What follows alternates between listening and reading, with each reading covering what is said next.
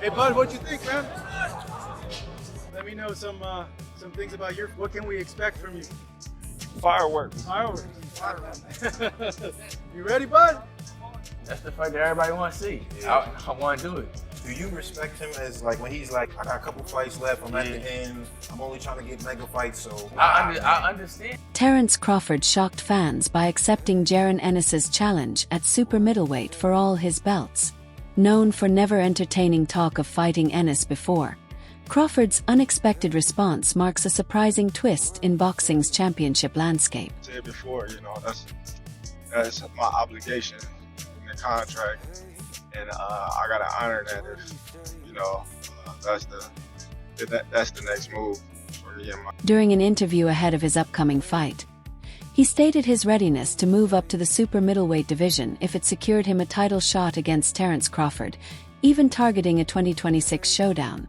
This mirrors Crawford's own career path, where he rose from the welterweight division, fought once at 154, and then quickly advanced to super middleweight, proving his willingness to take risks and chase greatness across multiple weight classes. Terence Crawford against Jaron Ennis, for me, is the best fight in American boxing. But it needs to be a payday for Crawford that would get him interested, because Crawford knows how good Boots is. And I'm not saying that Crawford thinks he's going to lose to Boots, but he knows that is a real fight. But for me, Boots is the new Crawford. Hours after, Terence Crawford celebrated with a victory parade in his hometown of Omaha. When asked about Jaron Ennis's call-out, Crawford surprised everyone by confirming his willingness to fight. He directly challenged Ennis, saying if the bout is truly desired, then send the contract. He's ready to do it at 168 without hesitation. Crawford's bold statement quickly gained attention, and Ennis's promoter, Eddie Hearn, further fueled anticipation by declaring this potential clash the single best fight available in boxing today. Without him, really wanting to fight and putting forth the effort into doing what he can do along with me to get this fight done, we wouldn't be fighting. So it's only right that I give him that same, and I need. So after I do my thing, Saturday night and be victorious, I feel like it's only big name fights from here on out. Only main event headlines and pay-per-view headline, pay-per-view fighting. So that's my goal. Matchroom Boxing chief Eddie Hearn revealed that discussions are underway for Terence Crawford to potentially face former unified welterweight champion Jaron "Boots" Ennis, who is set to make his 154-pound debut on October 11th against Wismal Lima. Speaking to reporters on Wednesday, Hearn described Crawford versus Ennis as the biggest and best fight in American boxing right now. However, he stressed that it must come with a lucrative payday to capture Crawford's interest, as Crawford fully recognizes the danger Ennis presents. While not suggesting Crawford doubts his chances, Hearn emphasized that he understands Boots is a serious challenge. Hearn added that in his eyes, Ennis is the new Crawford. He just needs the right fights to prove his greatness. That makes a whole lot of sense. And the fight that stylistically will be, oh my goodness, it's a fight between Terence Crawford and Jaron "Boots" Ennis. I don't think I think that's going backwards. But for Terence, to that point, Jaron doesn't have the kind of accolades. He doesn't sell to the mass and all these. So this fight was perfect timing for both these guys. At Crawford's post-fight press conference, the idea of facing Jaron Ennis was raised. Initially, the 5-division champion dismissed it, explaining he wouldn't return to junior middleweight, meaning Ennis would need to agree to a different weight for the fight to happen. Eddie Hearn elaborated, saying Crawford will only pursue matchups that bring massive paydays, and only a few fights can deliver that level of revenue. He described Crawford as a different breed of fighter, with an unmatched boxing IQ that demands extraordinary preparation and schooling to compete against. Hearn emphasized that this is precisely why he favors the Ennis matchup, as Boots possesses the skills and hunger to make it one of the most intriguing and dangerous challenges for Crawford. Roller coaster, but we made it to the top. No matter how we made it, and it's definitely a test to say that anything is possible if you work hard at it and you believe in yourself and You had a Jaron Ennis, once Crawford's IBF mandatory challenger at 147, moved up to 154 last year and captured the WBA title by defeating Israel Madrimov. That victory elevated him from interim to full champion, and he later cemented his status by stopping Imantas Stanionis in April to claim both the ring and WBA championships. While preparing for his upcoming fight with Wismal Lima, Ennis also played a key role as a sparring partner for Canelo Alvarez, helping sharpen him ahead of his bout with Terence Crawford. But don't lie or kept to the net. It made it seem like I had the opportunity to fight you and I didn't. I never did. You know what I'm saying? And then that one time that I did, we said they called, and we said we never heard nothing else big about it. So right. I mean, I respect it though. I mean, get your money. You know what I'm saying? Do your thing. But don't be capping on the net. Despite the intense training, it wasn't enough for Canelo Alvarez, who admitted after his loss that his body had failed him.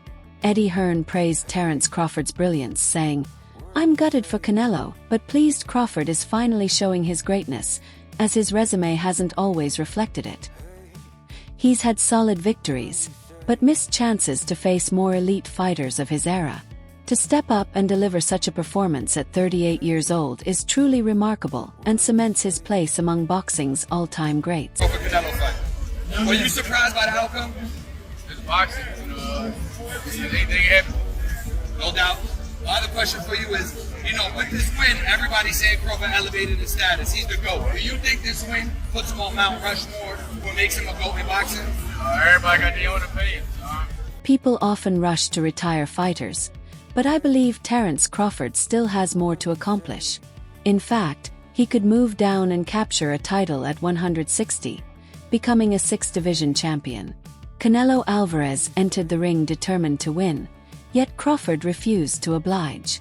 In front of over 70,000 fans at Allegiant Stadium in Las Vegas, and with more than 41 million watching on Netflix, Crawford delivered a close but decisive victory, further cementing his remarkable legacy in the sport. South Philly. All right, so they'll kill me if I don't ask you, right? Canelo Alvarez, Terence Crawford wins unanimous decision victory. What was your thoughts on the fight? I was trying to stay up. It was getting too late. It was like, I think by the time they came on, it was probably like 1 o'clock or something like that. It was like 1 o'clock. Among the millions watching was 28-year-old Jaron Ennis from Philadelphia, who has repeatedly called out Terence Crawford and often drawn comparisons to the future Hall of Famer. Just weeks before Alvarez wrapped up training camp, he brought in the switch-hitting Ennis for sparring. This led to backlash when Ennis publicly favored Canelo over Crawford. However, despite criticism from boxing insiders and fans alike, Ennis stood firm and addressed the controversy with his own response. Crawford, so I ain't got no comment on who gonna win a fight. It is. If Crawford do what he's supposed to do, he got an option. If he don't beat Canelo. Simple as that. When asked about his time in Canelo Alvarez's camp, his second training stint outside Philadelphia, Jaron Ennis reflected on the experience with enthusiasm.